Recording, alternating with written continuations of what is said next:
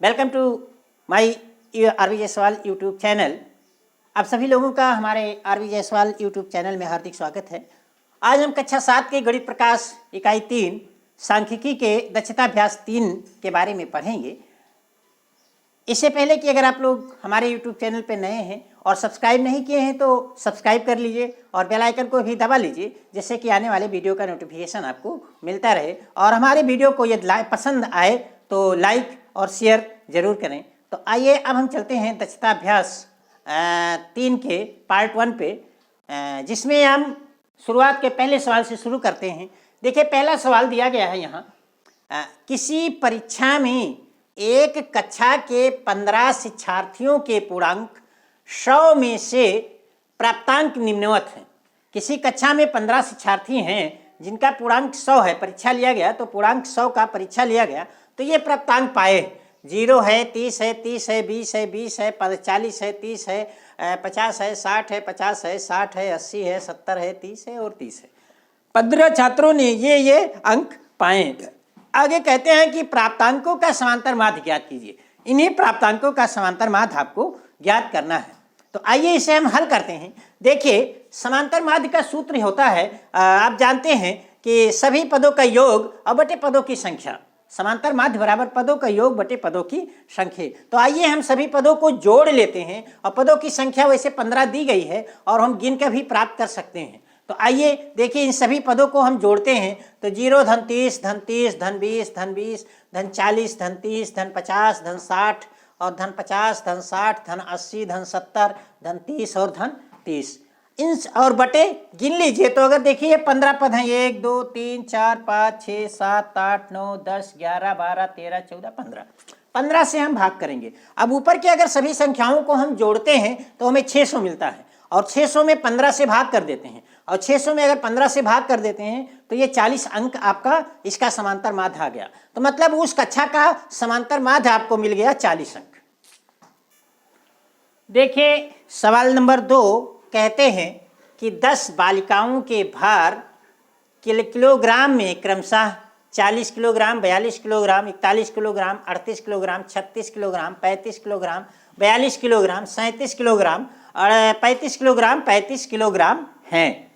इनके भारों का समांतर माध्य ज्ञात कीजिए। ये 10 बालिकाओं के भार दिए गए हैं और इनका समांतर माध्य आपको ज्ञात करना है। तो आइए इसे हल करते हैं।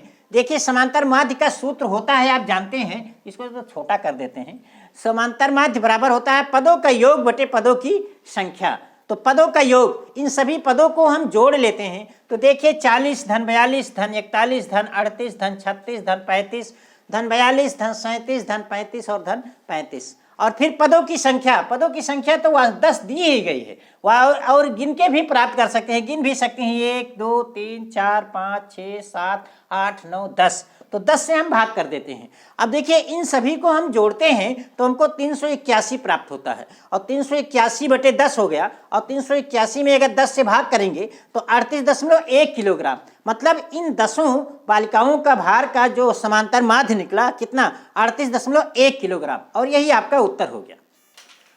देखिए, सवाल नंबर 3 कहते हैं कि निम्नलिखित सारणी में 50 शिक्षार्थियों का भार किलोग्राम में दिया हुआ है, इनके भार का समांतर माध्य ज्ञात कीजिए।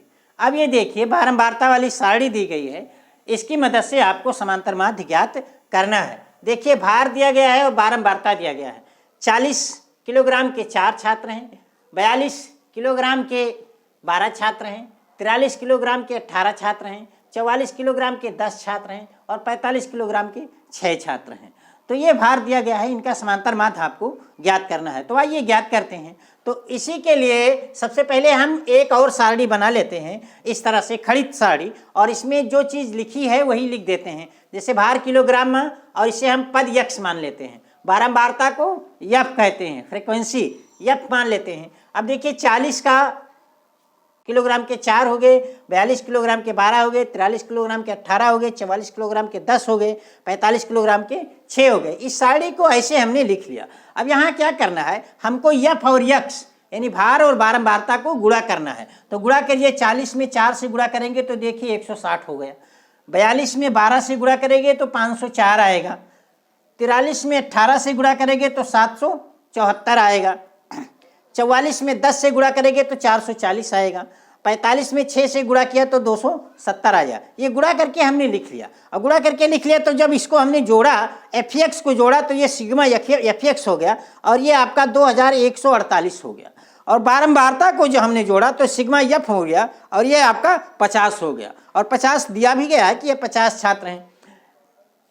तो अब देखिए यहाँ समांतर माध्य बराबर होता है, क्या होता है, सिग्मा एफ एक्स बटे सिग्मा एफ।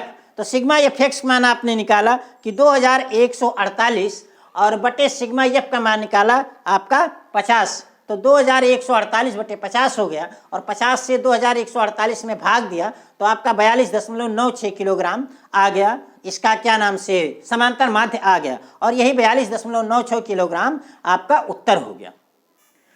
देखिए ये सवाल नंबर 4 है। कहते हैं कि निम्नलिखित बारंबारता बंटन का समांतर माध्य ज्ञात कीजिए। ये बारंबारता बंटन दी गई है, ऊंचाई दी गई है सेंटीमीटर में और बारंबारता दी गई है। 142.5 सेंटीमीटर ऊंचाई वाले 3 हैं, 143.5 ऊंचाई वाले सेंटीमीटर ऊंचाई वाले 5 हैं, 144.5 सेंटीमीटर ऊंचाई वाले 7 हैं, 145.5 सेंटीमीटर ऊंचाई वाले 7 हैं और 146.5 सेंटीमीटर ऊंचाई वाले 3 हैं, 147.5 सेंटीमीटर ऊंचाई वाले 2 हैं। तो इसको आपका इसका समांतर माध्य आपको ज्ञात करना है। तो आइए इसे हल करते हैं। तो इसी के समांतर एक सारणी हम और बना लेते हैं, टेबल बना लेते हैं, खड़ी टेबल। इसमें ऊंचाई को हम यक्ष मान लेते हैं पद और ये बारंबारता यफ होता है। तो इसी चीज़ को हम फिर दोबारा ये लिख लेते हैं। तो 142.5 बारंबारता 3 हो गई, 143.5 की बारंबारता 5 हो गई, 144.5 की बारंबारता 7 जो दी गई है वही हम यहाँ लिख लेते हैं। और देखिए अगर बारंबारताओं को हम जोड़ लेते हैं तो ये सिग्मा एफ मिल जाता है। और जो कि जोड़ने के बाद देखिए 5 3 8 8 7 15 15 7 22 22 3 25 25 2 27 यानी सिग्मा एफ का मान आपको 27 मिल गया। यानी पदों की संख्या आपको क्या मिल गई, 27 मिल गई। अब देखिए क्या करते हैं, हम यक्ष को यानी ऊंचाई जो दी गई है सेंटीमीटर, यक्ष को एफ के साथ गुणा करते हैं। तो देखिए 3 से 142 में 0.5 में 3 से गुणा करते हैं तो 427.5 आता है। 143.5 में 5 से गुणा करते हैं तो 717.5 आता है। 144.5 में 7 से गुणा करते हैं तो 1011.5 आ जाता है। और 145.5 में 7 से गुणा कर लेते हैं तो 1018.5 हो जाता है। 146.5 में 3 से गुणा कर देते हैं तो 439.5 हो जाता है। 147.5 में 2 से गुणा करते हैं तो 295.0 आ जाता है। अब हम इसे जोड़ लेते हैं, एफ एक्स को भी जोड़ लेते हैं। तो जोड़ने के बाद देखिए हम जोड़ते हैं तो हमको 3909.5 प्राप्त होता है। अब देखिए आपको सिग्मा एफ एक्स मिल गया और सिग्मा एफ मिल गया। वास्तव में ये वही संख्याएं हैं। अब इसमें बारंबारता के रूप में लिख दी गई है। मतलब कि एक अगर इसको हम क्रम से लिखते 27 पद लिखते तो 27 पद में 142 3 बार आया होता, 143 5 बार आया होता, 144 7 बार आया होता, 145 7 बार आया होता, 146.5 3 बार आते हो। इस प्रकार से बारंबारता मतलब कि वो संख्या उतनी बार आई होती अगर एक एक पद हम लिखते। तो इसको कॉलम को कम करने के लिए बारंबारता सारणी बना ली गई। और इसमें देखिए कुल पदों की संख्या आपकी 27 हो जाती जो कि बारंबारता जोड़ने पर हमको मिल जाती है। अब देखिए समांतर माध्य बराबर क्या हो जाता है, सिग्मा एफ एक्स बटे सिग्मा एफ, मतलब ये पदों का योग हो गया। अब देखिए ये आ गया 3909.5 और बटे 27। अब 3909.5 में 27 से अगर भाग करेंगे तो 144.79 आती है जो कि 144.8 के लगभग करीब है। अगर एक ही अंक तक लिया जाए तो 7, चूंकि यहाँ 7 है तो इसको हम 8 मान सकते हैं। तो 144.8 सेंटीमीटर इस सारणी का समांतर माध्य हो गया और यही आपका उत्तर हो गया। देखिए ये सवाल नंबर 5 कहते हैं, इसमें आपको पाई ग्राफ बनाना है। कहते हैं कि नीचे दी गई तालिका में किसी क्षेत्र में एक वर्ष में विभिन्न खाद्यान्नों में उत्पादन के आंकड़े दिए गए हैं। आंकड़ों का पाई ग्राफ निरूपण कीजिए। ये तालिका दिया गया है। अनाज और दाल उत्पादन लाख टन में, मक्का 4 लाख टन, मटर 4 लाख टन, चना 6 लाख टन, गेहूँ 10 लाख टन और धान 12 लाख टन। इसे आपको पाई ग्राफ में निरूपित करना है। तो आइए देखते हैं कैसे हम पाई ग्राफ में निरूपित करते हैं, इसको हल करते हैं। देखिए हम जानते हैं, आप जानते हैं कि क्या नाम से किसी भी वृत्त का केंद्रीय कोण 360 डिग्री होता है। इसको हम कई बार बता चुके हैं कि किसी भी वृत्त का केंद्रीय कोण कितना होता है, 360 डिग्री होता है। तो हमने ये लिख लिया कि वृत्त का केंद्रीय कोण 360 डिग्री। उसके बाद देखिए कुल उत्पादन कितना हुआ है। भाई पूरे उत्पादन को हम पूरे वृत्त पे दिखाना है तो कुल उत्पादन हम दिखा देते हैं। तो कुल उत्पादन लाख टन में, तो जोड़ लीजिए सभी को। भाई 4 लाख टन मक्का हुआ, 4 लाख टन मटर हुआ, 6 लाख टन चना हुआ, 10 लाख टन गेहूं हुआ और 12 लाख टन धान हुआ। तो कुल उत्पादन ये कितना हो गया, 4 धन 4 धन 6 धन 10 धन 12 बराबर 36 लाख टन। यानी उस सत्र में 36 लाख टन अनाज का उत्पादन हुआ। अब देखिए पाईग्राफ बनाने में अब ये दिखाना है कि देखिए चूंकि कोण यहाँ 360 डिग्री दिया गया है, यहाँ दिया गया है लाख टन, 36 लाख टन दिया गया है उत्पादन। तो इस 36 लाख टन को अगर इसमें पाईग्राफ में दिखाएंगे तो हमें इसके लिए एक कोण चाहिए, उस वृत्तखंड का कोण चाहिए कि कितना। जैसे 4 लाख मक्का 4 लाख टन है तो उसके लिए हमें कितना कोण मिलेगा, मतलब कितना कोण हमको बनाना पड़ेगा। तो आइए यहाँ एक चीज़ अपने कॉन्सेप्ट अपने दिमाग में बैठा लीजिए कि टोटल 36 लाख टन है और कोण कितना है, 360 डिग्री है। यानी 36 लाख टन उत्पादन के लिए वृत्तीय कोण कितना है, 360 डिग्री है। तो 1 लाख टन उत्पादन के लिए केंद्रीय कोण कितना हो जाएगा हम निकाल लेते हैं। और जब 1 लाख टन के लिए हमको मिल जाए तो फिर हम किसी का निकाल सकते हैं, 4 लाख टन हो, 6 लाख टन हो, 10 लाख टन हो और 12 लाख टन हो। तो ये है इसका कॉन्सेप्ट कि आप अपने दिमाग में इस बात को बिठाइए कि अगर 36 लाख टन उत्पादन है तो इसके लिए केंद्रीय कोण कितना है, 360 डिग्री है। 36 लाख टन उत्पादन के लिए केंद्रीय कोण आपका कितना है, 360 डिग्री है। तो 1 लाख टन उत्पादन के लिए केंद्रीय कोण कितना हो जाएगा, तो 1 लाख टन उत्पादन के लिए केंद्रीय कोण 360 में हम 36 से भाग दे देंगे तो 10 डिग्री हो जाएगा। मतलब कि 1 लाख टन उत्पादन पे जो वृत्तखंड बनाएंगे वो केंद्रीय कोण कितना होगा, 10 डिग्री होगा। अब यहाँ कहते हैं मक्का 4 लाख टन है, मक्का कितना है, 4 लाख टन। तो मक्का 4 लाख टन है तो 4 लाख टन उत्पादन के लिए केंद्रीय कोण कितना हो जाएगा, 4 गुणे 10, क्योंकि 1 लाख टन के लिए 10 डिग्री है तो 4 लाख टन के लिए 4 गुणे 10 बराबर 40 डिग्री हो जाएगा। इसी प्रकार से देखिए मटर भी 4 लाख टन है तो यहाँ भी मटर के 4 लाख टन उत्पादन के लिए केंद्रीय कोण कितना हो जाएगा। जब 1 लाख टन उत्पादन के लिए केंद्रीय कोण आपने 10 डिग्री निकाल लिया तो 4 लाख टन उत्पादन के लिए केंद्रीय कोण 4 गुणे 10 बराबर 40 डिग्री हो जाएगा। इसी प्रकार से देखिए चना 6 लाख टन है तो चना के 6 लाख टन उत्पादन के लिए केंद्रीय कोण कितना हो जाएगा, 6 गुणे 10 और ये बराबर कितना हो जाएगा, 60 डिग्री हो जाएगा। और गेहूं के 10 लाख टन उत्पादन के लिए केंद्रीय कोण 10 गुणे 10 हो जाएगा, 10 गुणे 10 यानी 1 लाख टन के लिए 10 डिग्री है तो 10 लाख टन के लिए 10 गुणे 10 बराबर ये 100 डिग्री हो जाएगा। और देखिए धान के 12 लाख टन उत्पादन के लिए केंद्रीय कोण कितना हो जाएगा, 12 गुणे 10 यानी 120 डिग्री हो गया। अब देखिए सभी के लिए कोण मिल गया, मतलब चना के मक्का के लिए 40 डिग्री का कोण बनाना है, मटर के लिए 40 डिग्री का कोण बनाना है, और चना के लिए केंद्र पे 60 डिग्री का कोण बनाना है, गेहूं के लिए 100 डिग्री का कोण बनाना है और धान के लिए 120 डिग्री का कोण बनाना है। अब आप क्या काम कीजिए, अब आप एक वृत्त बना डालिए, लंगड़ा प्रकार की सहायता से एक आप वृत्त बनाइए। इस प्रकार से आप एक वृत्त बनाएंगे।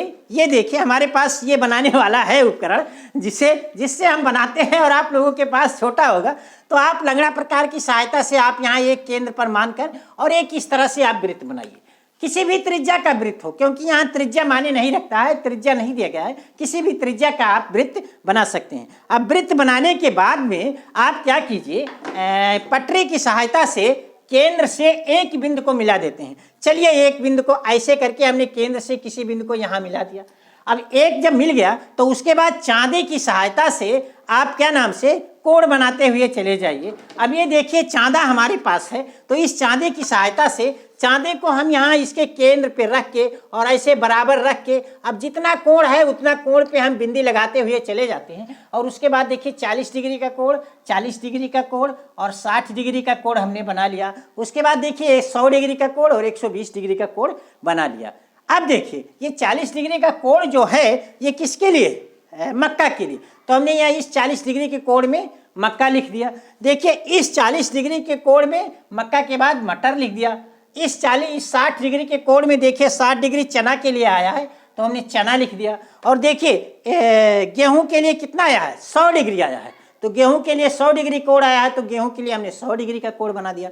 और धान के लिए 120 डिग्री का आया है, तो हमने 120 डिग्री का। जब आप इतना बनाते हुए चले जाएंगे तो 120 बचेगा ही, क्योंकि 3 से 60 में जब 40, 40, 60 और 100 बना देंगे तो ये जो बचेगा 120 बचेगा ही। तो इस प्रकार से ये आपका पाई ग्राफ बन गया।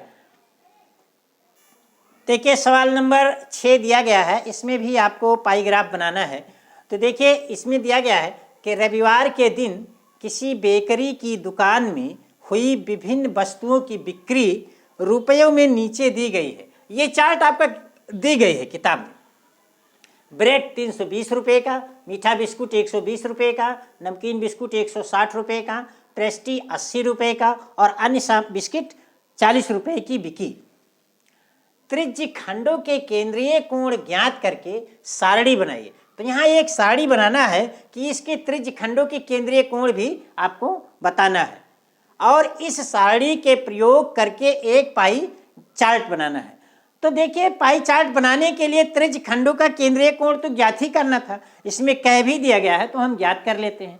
अब देखिए जो ये दी गई है इसमें कि ब्रेड 320 रुपये एक बिके, मीठा बिस्कुट 120 रुपये एक बिके, नमकीन बिस्कुट 160 रुपये एक बिके, प्रेस्टी 80 रुपये एक बिके और अन्य बिस्कुट 40 रुपये एक बिके। तो इन सब की बिक्री को हम जोड़ लेते हैं। तो देखिए कुल बिक्री कितनी हो गई, हम कुल को जोड़ लेते हैं सभी को। 320 प्लस 120 धन 160 धन 80 और धन 40। तो देखिए पता चलता है कि 720 रुपये की बिक्री उसको हुई है। और आप जानते हैं कि वृत्त का केंद्रीय कोण आपका 360 डिग्री का होता है। अब देखिए कि 720 रुपये की बिक्री को हमने 360 केंद्रीय कोण 360 पे बराबर बराबर बांटना है। तो अगर 1 रुपये की बिक्री के लिए केंद्रीय कोण हमको पता चल जाए तो फट से हमको निकाल लेंगे। तो चलिए देखते कि कुल बिक्री 720 रुपये बिक्री हुई है, तो 720 बिक्री के लिए केंद्रीय कोण कितना है? 360 डिग्री है। तो 720 रुपये बिक्री के लिए केंद्रीय कोण आपका 360 डिग्री है। तो 1 रुपये की बिक्री के लिए केंद्रीय कोण कितना हो जाएगा? तो 1 रुपये की बिक्री के लिए 360 में अगर 720 से हम भाग कर देंगे तो हमको 1/2 केंद्रीय कोण मिल जाएगा। कितना मिल जाएगा? 1/2 डिग्री मिल जाएगा। अब जब 1 रुपये की बिक्री के लिए केंद्रीय कोण आपका आधा डिग्री मिल गया तो हम इन सब के लिए निकाल लेते हैं। अब देखिए 320 रुपये बिक्री के लिए कितना हो जाएगा? 320 में 1/2 से गुणा कर देंगे तो 160 डिग्री का केंद्रीय कोण मिल गया। इस त्रिज्य खंड का जो बिना मिला उसका केंद्रीय कोण 160 डिग्री हो गया। इसी प्रकार से मीठा बिस्किट 120 रुपये का मिला। अब 120 रुपये का बिक्री हुआ और 1 रुपये बिक्री के लिए 1/2 केंद्रीय कोण है, तो 120 गुणे 1/2 बराबर 60 डिग्री का त्रिज्य खंड का कोण मिल गया। और नमकीन बिस्कुट का जो त्रिज्य खंड मिलेगा 160 रुपये की बिक्री हुई, तो 160 में 1/2 से गुणा कर देंगे तो 80 डिग्री का मिल जाएगा। पेस्ट्री के लिए 80 रुपये बिक्री, तो 80 में 1/2 से गुणा कर देंगे तो ये देखिए 40 डिग्री, उस त्रिज्य खंड का कोण कितना मिल जाएगा? 40 डिग्री मिल जाएगा। और अन्य सामग्री 40 रुपये की बिकी है, तो यहाँ इस त्रिज्य खंड का कोण 40 गुणे 1 से 20 1/2 और ये बराबर 20 डिग्री मिल जाएगी। अब देखिए ये देखिए त्रिज्य खंडों के कोण आपके मिल गए। कितना?